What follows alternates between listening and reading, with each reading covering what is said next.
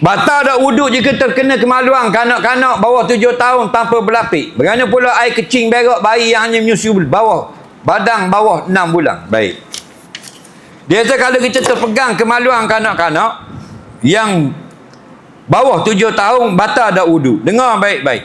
4 perkara membatalkan wuduk. Pertama, keluar suatu dari kemaluan depan atau belakang. Kedua, bersentuh laki-laki perempuan yang sah nikah. Ketiga, hilang akal dengan sebab tidur atau pesang. Yang keempat, sentuh kemaluan dengan tapak tangan. Kemaluan siapa? Kemaluan manusia. Manusia mana? Besar dan kecil, laki-laki dan perempuan, tua dan muda.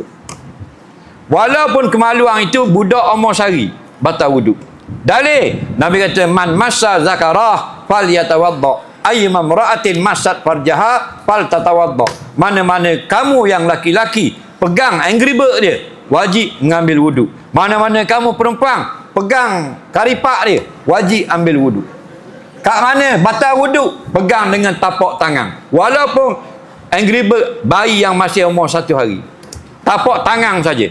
Ni nak tunjuk hak batal ni. Tapak tangan, tapak jari.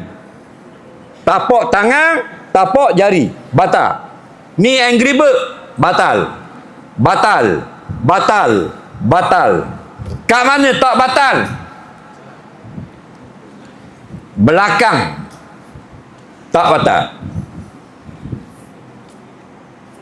Faham lagi? Dan tepi ada 4 tepi tidak batal. Mana? Pertama, ujung jari, kepala jari tak batal ni.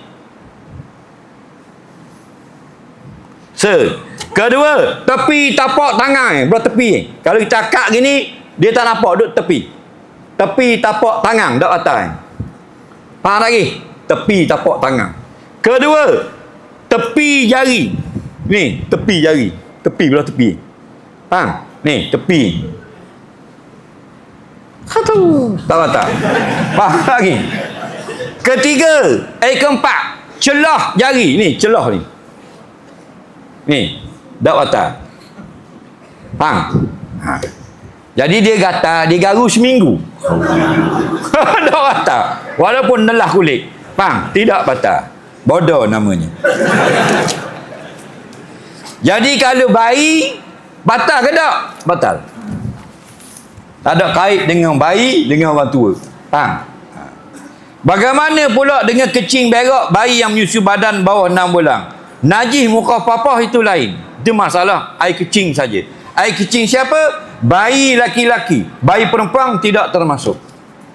Apa syarat dia? Dia belum makan lain daripada susu. Bang, belum makan lain daripada susu dan belum sampai 2 tahun. Kalau makan sik kabu dah, umur 2 hari, tapi mak dia suap sik kabu sepinggang habis. Maka tak jadi dah muka apa-apa, mutawassithah. Okey? Soalan seterusnya,